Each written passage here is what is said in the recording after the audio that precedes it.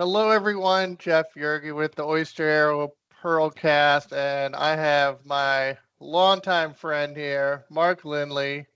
Mark, QT Aerospace, how you doing, my friend? Doing awesome, Jeff. Thanks for having me. Yeah, anytime. When did you and I meet? You and I must have met I was doing the Boeing Dallas Service Center at the time, That had to have been 2008, 2009, something. 2008, 2009 sounds about right. Good deal. And at the time, we were trying to find some good repair stations, and you were the guy in there. I So guess so. You provided us an incredible opportunity, and we took advantage of it. And it was a good program. I was proud of it, and very grateful for you to give us the opportunity. yeah, but it's still going for you, right? I mean, sometimes in this industry, work follows the person. Sometimes, it's all about trust, right? We like to think that we're all about relationships and doing the right thing and being honest. And it's, as you said, it's this business as big as it is and a lot of stuff, a lot of moving parts. If you have the relationships, you have good relationships, you'll get work. Yeah, good deal. So, talk to me about, let's fast forward now 15, 7. I don't want to think about the time. So talk to me now I don't about either. QT Aerospace. Like, how long you guys been around? What do you do? That sort of thing. So my partners and I, Ed McCarran and I, and a couple of investors started this. We've been thinking about this. Ed and I have been talking about this literally, Jeff, for 5 years.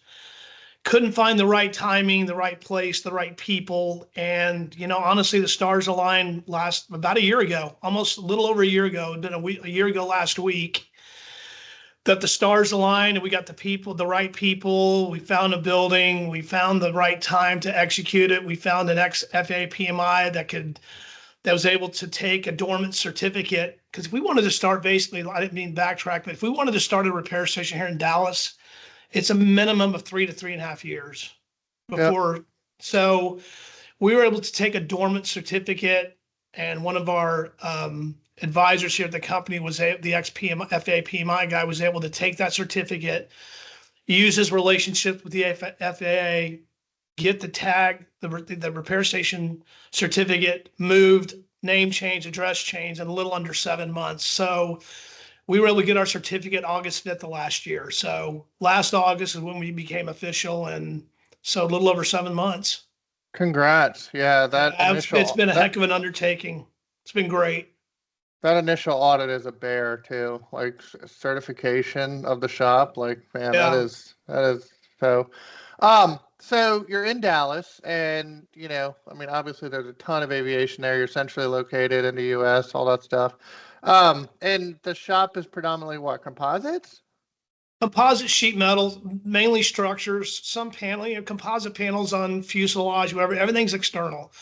Okay. So just a lot of heavy sheet metal and composites, flight controls. I mean, that goes anywhere,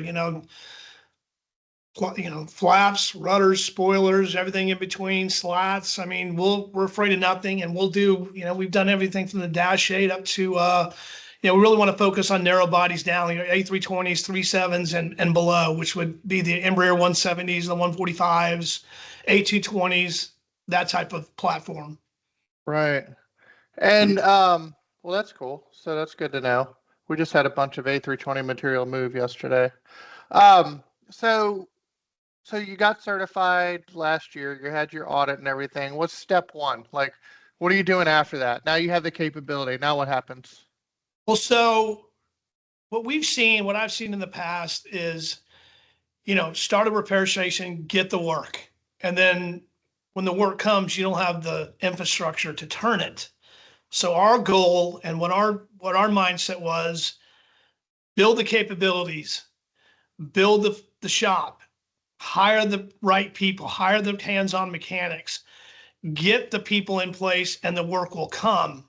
So we've invested pretty top heavy on the front end, getting the equipment, getting the people in here, and the work is now following. So now, as we said, we're, quick turns, quality assured, we're going to abide by that, quick turns. And so now with this work coming in, we have the people already in place to turn the work. So with that, it's now a matter of us growing it, and that is building the customer base, getting getting more certifications. You know, the EASA should be here any day. Then we'll go after CAA, and then obviously as the maturation of the company, we want to go after ISO and AS 9110 just because it's a feather in your cap. And what it does, you know, perception, you know, it legitimizes who you are. You go through all those quality processes, and it's a lot easier for airlines to come in and say, oh, you guys are obviously on case. Well, you have all these certifications. It makes it a lot easier for prospective airline to not only just basically give you a paper audit, but not have to come in and do a full-on 2-day audit, which saves a lot of time for everybody and money. Right, right. And I mean, I think there's some truth to following the people around. I mean, I've used some composite shops and, some of the work went really, really well, but you can have some nightmares in structures as well because You can, it's and expensive. It's expensive to ship around, it's time critical stuff, like all that. it's time critical, and not only that, sans engines, it's the most flight critical. So, what we've done is we've really focused on staying in our lane. We've had to tell people no more than yes, because we're not going to do something. There's a difference between wanting to do something and being able to do something. And we're sticking with what we can do. Now we'll go review and look at and research stuff that people ask us to go, but people have come to us and asked if we can do something. And it's one or two things. No, it's not our capabilities. Two, we don't have the tools to do it, like TRs, and we're not there yet, but regional TRs, we've had people come to us and we've had to tell them no, we're not ready. And it's just that being upfront and honest and being straight with your customers. It's how we're really trying to build this. It's not hard. We treat people the way we want to be treated and be honest. And we do those two things, I think we're on to something really, really good. So I think we started Oyster, last April, so we're a year. And that resonates with me. Like, it is so hard as a startup to turn away work. Like it hurts really bad, but it's a short-term thing because in the long run, if you sign somebody up or somebody comes to your shop and you can't do it, you burned it. I mean, it's just done. So you burned it. And with us, somebody sends us something. I mean, not only do we look foolish to our customer, but a lot of times our customer has a customer on the tail end to where our unit would be going. So we all look foolish. And like you said, our reputation's our word. And that's my bond. I mean, we, like all the other repairs, we have nothing tangible to sell. We sell a service. I sell my word.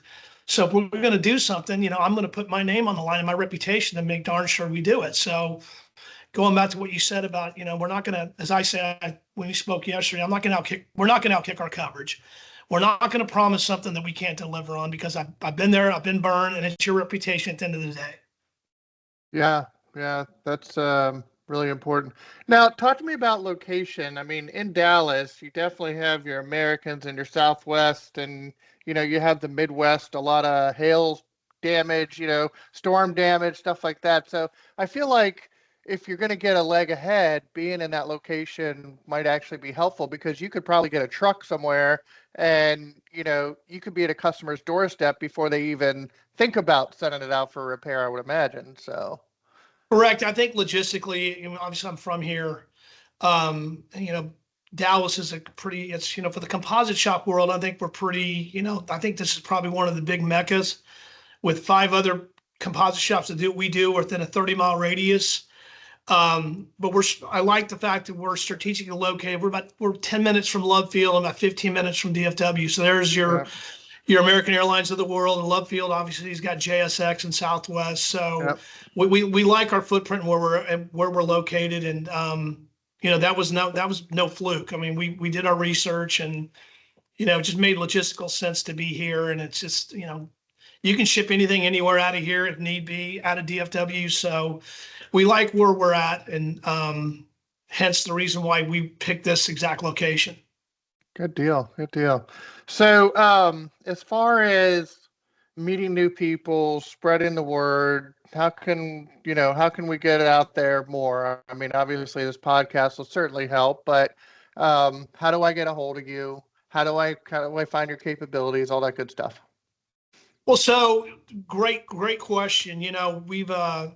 we have a marketing girl, R3 Marketing out of Florida. She's phenomenal.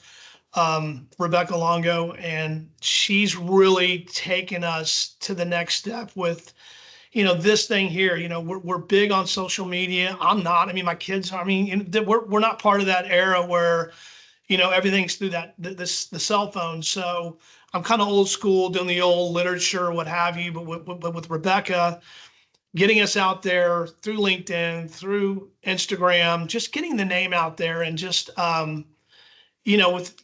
taking photos and videos at the MRO shows. I mean, again, we're the young pups in this game, and getting our name out there, and just getting that opportunity when the time comes is vital to us. So we have a plan, but the more marketing and the more ways we get ourselves out there, the better. It just gets more exposure for us.